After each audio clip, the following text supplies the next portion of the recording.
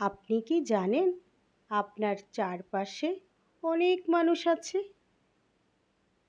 যারা আপনার সাথে এমন ব্যবহার করে যেন তাদের ব্যবহারটা চিনির মতো মিষ্টি।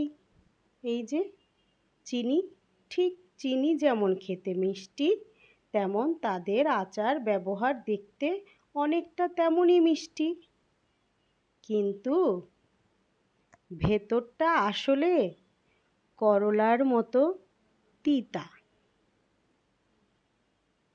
আছে তো আপনার আশেপাশে এমন? তাহলে সাবধান হয়ে যান তাদের কাছ থেকে, যদি তাদের চিনতে পারেন। ধন্যবাদ।